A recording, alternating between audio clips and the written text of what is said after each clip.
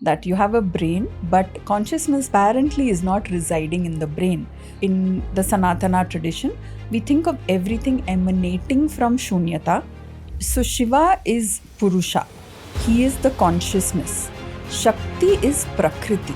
In Lalita Sahasranama, we have the line, Unmesha Nimishotpanna Vipanna Bhuvanavali, which means that in the blink... Manifestation in Tantra. Manifestation is a very hot topic these days. Every second, there are 11 million bits of information which hits our reticular activating system. Out of that, the active conscious brain is only able to handle. Your reticular activating system will not give you what you want.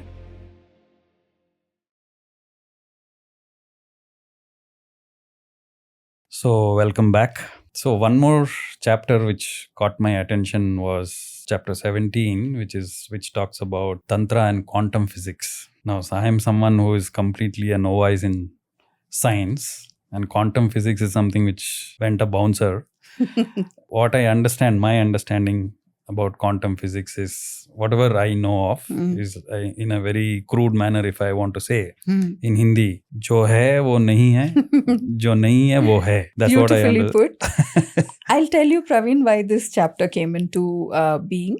It's because I am very curious to understand the nature of consciousness itself, particularly what is called the hard problem of consciousness.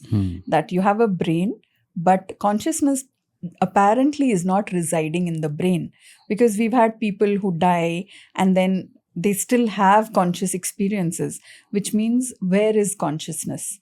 And people like Deepak Chopra, Sam Harris, David Chalmers, they ask this question, and it leads us into the bylanes of our own Vedanta and Tantra, and to see if they hold any answers. And every time this chapter comes up, I find that there is some resonance that I see in our ancient scriptures. Okay. And this is what prompted me to write this chapter. Okay. And to explain it very simply, because I'm not a science person myself, quantum physics, as far as I understand, goes into the smallest aspect of the universe, which is what is inside of an atom. So here we are talking of photons, electrons, and so on. So in Sanatana, in our entire scriptures, it is said as is inside, so it is outside. So the microcosm and the macrocosm, at some point they match.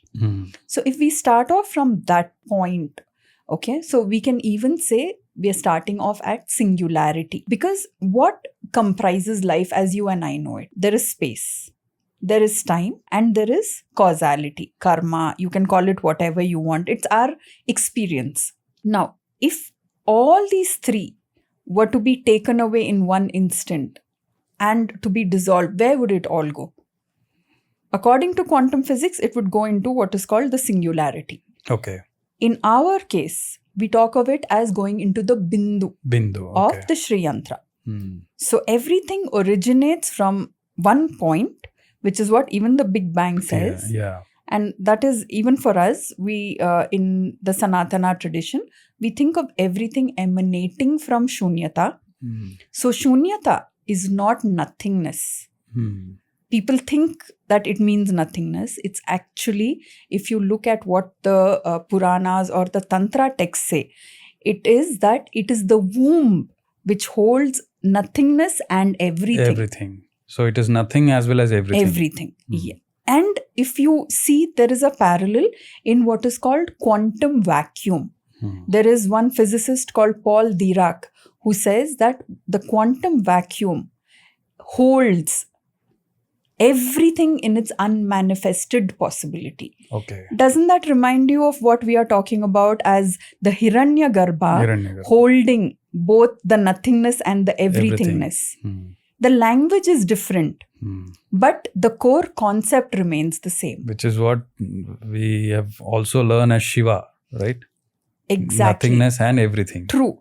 And this concept of Shiva and Shakti, the non-duality, is also reflected in quantum physics, because the whole idea is that of interconnectedness, of, we've spoken about it as Indra Jala, the net of Indra, in which there are several jewels, and each jewel is only reflecting all the other jewels. And that, you see similarities of that in quantum physics as well. Okay. Right? Yeah. So let's again break it down for a 20-year-old. So this is again my understanding, like how I would explain. Let's take an example of anything that you want to create in this world. You have to have a plan. For example, if I have to build a house, you have to have a plan. And for that plan, you will have to have a drawing. And for that drawing, you will have to start with lines. And for that line, you have to start with a dot. Exactly. Right? A line is nothing but a dot. Extension of dots. Extension of dot, or a dot going for a walk. Right. Right? So it's as simple as that. True. So that's where you're getting to. Right. That everything starts with that dot. And then you vibrate that dot. It's like the vibration, right? The universe is like a vibration. Everything. Yeah. That is what the Kashmir Shaivism talks about as in the Spandakarika. That everything is that vibration. And you can even take creation back to Nada. Nada Brahman. Correct. Which is reflected in string theory. Because for us in Sanatana, the spoken word, for example, Vak, which you were talking about earlier, is not just the uttered word. It is Para, Pashyanti, Madhyama, Vaikari. Right. So it's at 4 different levels. Yeah. In the same way as string theory is 4 different levels, or as many levels as one needs in order to reach that point of resonance. So everything is at a different frequency. That's why we have mantras. Each bija resonates separately in a different wavelength at a different frequency. So, like I said, I was coming to that. That is where you got to. That you have to have that dot first for anything to manifest, right? So, the concept of the bindu and where we have it in the Sri Chakra, right? Like the bindu and the first thing is the triangle. The first avarana the first is the Kamakala. Triangle. And the triangle also has a significance. Yes. Why I'm saying it? Because I used it for my logo. Right. That is the smallest possible shape that you can form out of 3 lines. And which is the most stable shape in the universe. Okay. That I didn't know. Yes. It's the most stable shape. Most stable. That's why you see all the pyramids are in that shape. That way. Okay. So that's the least possible shape that you can think of. That's Correct. why the triangle. So it is so profound that immensely our ancestors did this. Your logo is an upward facing triangle, which is a Shiva triangle. If you turned it around, it would become a Shakti triangle, because then it's reminiscent of the Yoni. Yes. And that becomes like the Garbha, the womb itself. Right. And the Bindu is held within that. Correct. So I think from quantum physics, we almost came to, the Yantra. Because there is no difference. They are both exactly the same thing, spoken in different words. The lexicon might differ. The syntax may vary, but the truths, the universal truths always remain the same. So, now I think the conversation itself led to that similarities between quantum physics and Sri Yantra itself. Now let's talk about a little bit of when you mentioned Shakti and Shiva, right? As I understand, you can correct me if I'm wrong. Shiva is the unmanifest and Shakti is the manifest. Do you want to explain that? So Shiva is Purusha. He is the consciousness. Shakti is Prakriti, right? So Prakriti is the energy. So if you look at Shiva as the Prakasha, Shakti is the Vimarsha. Okay. So Prakasha is that which throws the light, and Vimarsha is that which reflects the light upon itself so that it is seen. Okay. So that's why it's we always say that Shiva without Shakti is merely a Shava. And Shakti cannot exist without Shiva because there is no physicality to Shakti. See, you'll have electricity running through the house, but unless it reaches a gadget, there is no point in it being there. Right. So it is these two things that we have to understand. Meaning electricity is there, but unless you manifest it through a bulb. Exactly. Or through the air conditioner or through the whatever. fan or whatever, through the gadget. Okay, got it. So that So is the Shiva is the gadget, Shakti is the energy. energy to that. Shakti is the electricity. That gives us the way to another concept which you have written in the book. The same chapter has got the manifestation thing in Tantra. Yes. And before that, if there's one thing which I can point out to, which is another similarity, is in Lalita Sahasranama, we have the line, Unmesha Nimishotpanna Vipanna Bhuvanavali, which means that in the blink of her eye, several universes are created and dissolved. So that is the multiverse theory, which we see in quantum physics. Where they talk about many different lives happening parallelly at the same time. So whatever desires we have, which is also leading to this manifestation thing, that in some other multiverse, perhaps that is coming true for us. And then we just have a peak of it sometimes when we have the synchronicities, when we have the serendipities working. Okay, yeah. I mean, like coincidence is what they call. And Shiva and Shakti you were talking about. Again, going back to the last line of the Lalita Sahasranama, Shiva Shakti Aika Rupini, which means when Shiva and Shakti are together sitting in the Bindu, that's where creation begins. Much like with the Big Bang, it all starts at one point. Yeah, and from there, again, when dissolution has to happen, it all goes back into the black hole, which is where Kali comes in, right? Because she's the devourer of time. What does a black hole do? It devours everything. Correct. Yeah, and that's Kali represents that. Exactly. That's beautiful. Okay. So we spoke about the Sri Yantra, which is again our sacred geometry, right? And we find this sacred geometry part of many cultures in the world. And the sacred geometry also has got a certain ratio. Yes. That which you have spoken about, which is the golden ratio. It is the golden ratio. The golden ratio is also something which artists and designers use. The Fibonacci sequence as well. Right? Yeah. Yes. So the number of leaves in a plant falls in a certain number. The number of petals in a flower, correct. Yeah. The number of seeds in a fruit, everything has a certain design. Yes. Even the number of the circular designs that you see on the shells, right? The nautilus as it's called. Correct. In everything in nature, there is a certain order and a rhythm, if you can even call it that. Yes. And that is what the Sri Yantra reflects. And that's what makes it beautiful. The golden ratio. Yes. And also that's the reason why the Sri Yantra is so immensely powerful, that culture is not a barrier to understanding or relating to the Sri Yantra. So I have someone that I'm guiding who is an ayahuasca facilitator. Okay. And he always says that the Sri Yantra is the portal that most people enter when they're going into an alternate state of consciousness. Okay. And we also know that through many people who tell us through when they're going into anesthetic, coming out of it. Yeah, they say sacred geometry. Yes. Yeah. And typically they don't know better, but when they see the Sri Yantra, they say, this is exactly what I saw. Correct.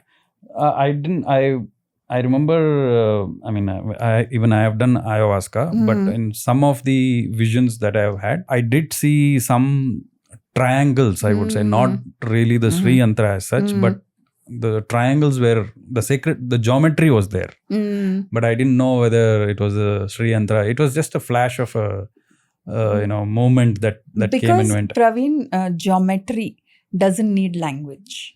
It's a universal language. Mathematics is universal for that matter. Wherever you go in the universe, some things will not change. Correct. And sacred geometry is one of those things. Yeah, which is universal. That's why it's so sacred. Correct. So what you're saying is the geometry that we have as Sri Yantra follows the golden ratio proportions? Yes. Okay. So it's like that 1.6186. Yes. 1.618. Yeah, 1.618. Yes, the ratio. The ratio of the triangle, and then further you extrapolate into multiple other triangles, Yes. and then the square comes into. And then you have that whirl, Whirl. which is the golden ratio. Hmm. So it has been proven that even the pyramids in Egypt are according to the same angle as the Sri Yantra Kamakala. Wow. So a lot of these things hold resonance across cultures. It's just that nobody's doing these cross-cultural studies. We are, if we are studying Sanatana, then we are only studying it from that lens. And we are not perhaps applying it to what's happening in South America or some aboriginal tribe.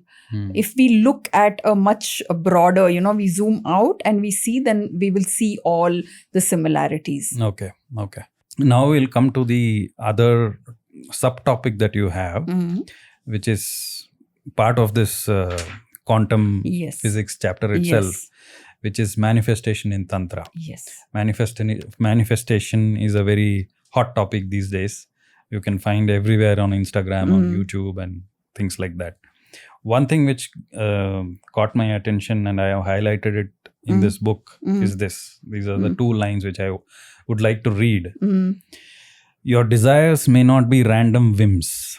They might be echoes from the future, whispering back to you, I'm already yours. Just align with me. I think these two lines gave me all the answers. That you just have to lift the veil, whatever you want. Is that true? Yes. Yeah, please. And it also takes us back to quantum physics for a moment, where if you look at the double slit experiment. Okay. What is that? It's an experiment which was first done in the 1900s, where a photon is passed through two slits. Okay. And unless there is an observer, it behaves differently. Once it is observed, and I'm not saying consciousness, I'm saying observer. Okay, so it could just be a camera, it could just be an individual, it could be anything. It changes the way it behaves. Oh. The photon. Okay, so if it is not being observed, it is just an interference pattern, it's a wave. If it is being observed, it suddenly becomes a particle. So what does this point to? It is just that the observer is the most important. And in manifestation, who is the observer? It is ourselves. So we have the ability within ourselves to determine what we can create. And those particular lines that you read out, it just goes to show that, like we were talking, there is already a plan, our soul path. So we just have to remember and align ourselves with that.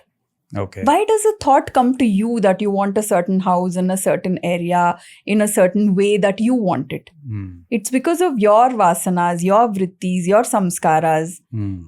It's not your thought. Like I said before, we are not the thinkers of our thought. We are merely the awareness behind that thought. Okay. So let's take an example. So if I'm just putting it in a very crude manner.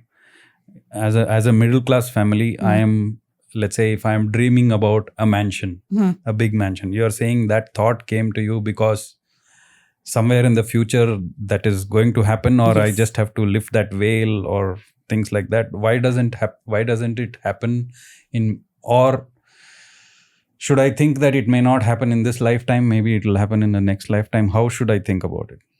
I can see so many things in this one statement you have made about your own self-limiting beliefs. First, you said, I'm a middle-class person. Why did you think that? Okay. It's your limiting belief. Then you said, it may or may not happen in this life. Why do you have a doubt about that? For me, there's immense clarity about what I want, and I know I will get it. Okay. That's because I've done the shadow work and I've removed all the limiting beliefs. That is what manifestation is about. Okay. That we all are born with certain limiting beliefs. We don't have the intentions that we should have clarity about. Because if we don't know what we want, how will the universe deliver it to us? So even if, let's say, that doubt comes in my mind, that is also something which will give a message to the universe that I mean, it'll go as a different message, basically. It will say that he is not ready for it. It's not his time yet. Okay. Whereas if you embrace it and you say, this is mine, I am game for this and it's my time, it will be yours. Will it not lead to something like a very dreamy kind of a life that, I am thinking that I am in such a dream world, and there is will a it not very happen? scientific way of understanding this, Praveen, which is called through the use of the reticular activating system. The reticular activating system is a bundle of nerves which lies at the base of your brain. And what they do is simple. They're like the filters in any of your, look at Instagram or YouTube. But the moment the filters, the algorithm is in place, it'll keep showing you the same thing. Yeah, similar interest kind Similar. of. Yeah. So in the same way, this reticular activating system has only one job to do. It is trying to see what is of interest to you. And how is that determined? It is your belief system, it is your intention, and it is your emotions. All of these three things put together. Now let's look at how this reticular activating system works. So it's sitting there at the base of your brain, and every day, every second, leave alone every day, there are 11 million bits of information which hits our reticular activating system. 11 billion. 11 million. Million, okay. Okay. Out of that, the active conscious brain is only able to handle 40 bits. So where is 11 million and where is 40 bits? So what determines this 40 bits? Which one are you registering? It is your belief, your emotional fulfillment, whatever you have, and the intentions you have set. Throughout Sanatana, we keep saying Sankalpa, Sankalpa, Sankalpa. Why? Because that intention, the moment you clarify it, you are giving the message to the reticular activating system. It's like you try this out. Okay, you say, today when I step out, I'm going to see a lot of red cars. And see how many red cars you will see.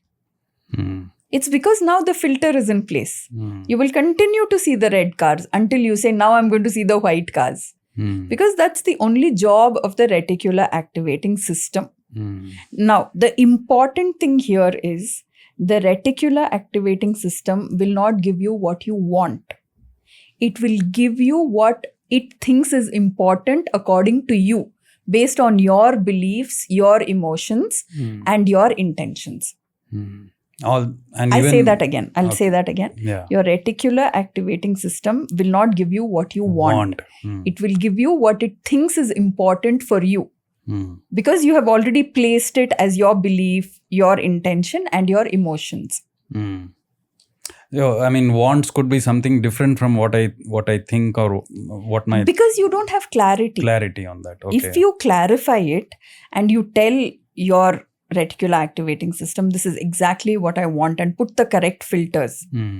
See how it changes your life. See the shift that it brings. Because this is like pure neuroscience. There is no woo-woo to this. There is no snake oil science.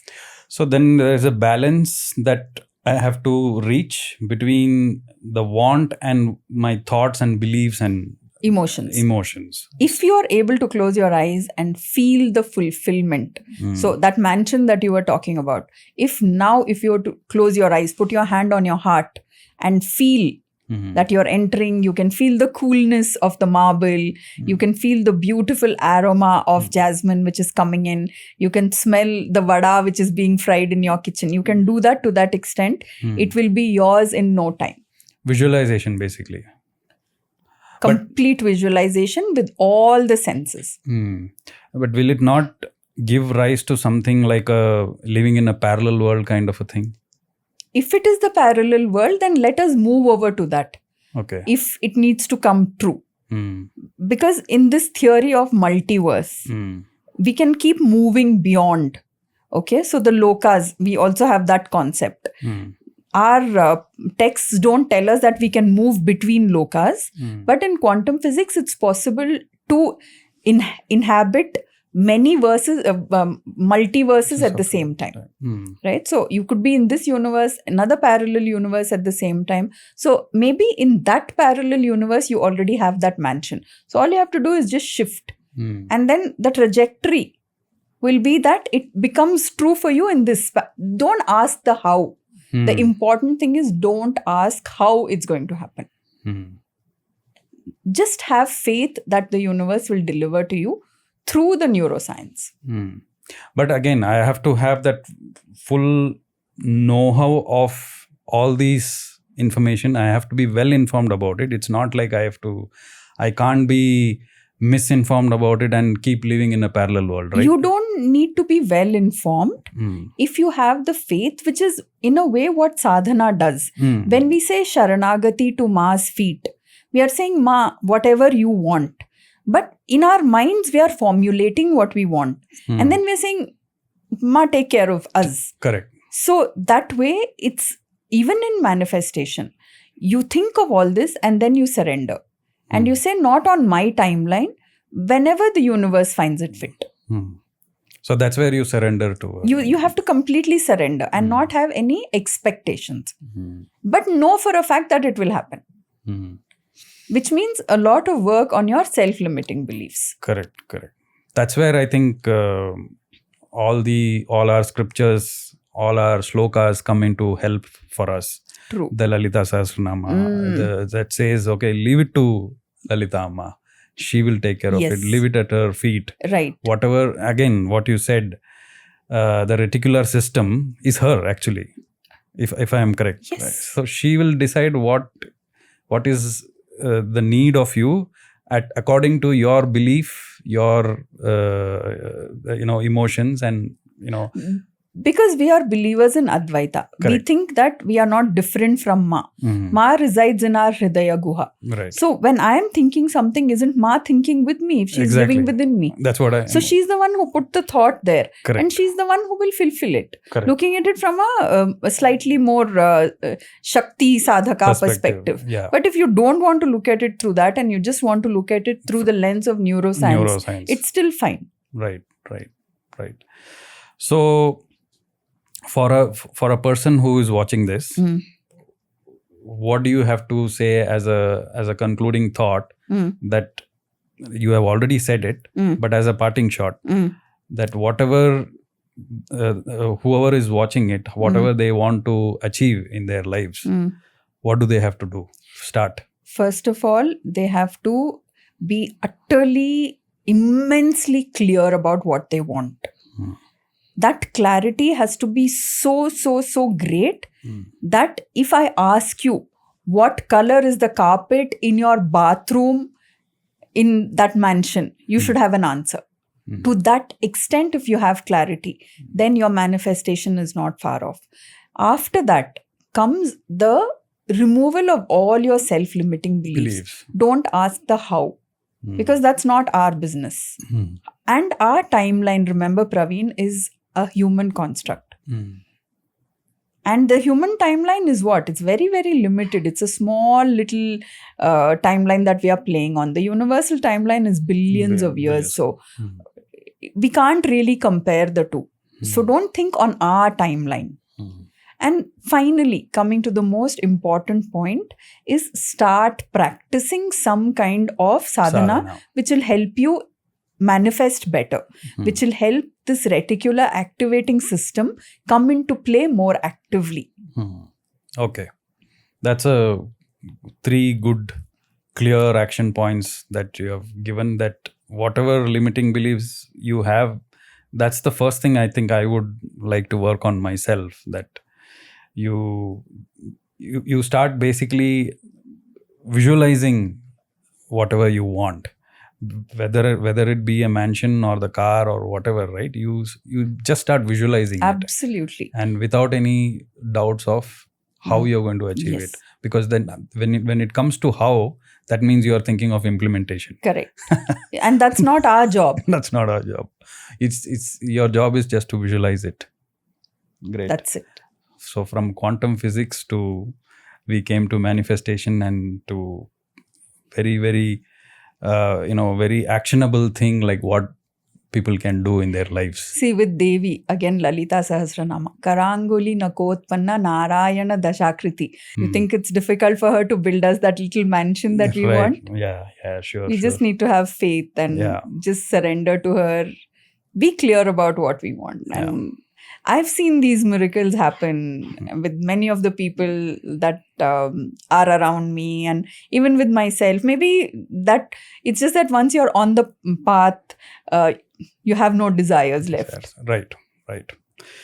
So thank you so much, Vinita ji. Thank you once again. Thank you so much, Praveen ji. Thank you. I hope this particular episode will be definitely liked by many people, because we are talking about manifestation and quantum physics, and I hope the audience likes it. And see you again maybe next time. Thank you so much. Sri Matre Namaha. Sri Matre Namaha.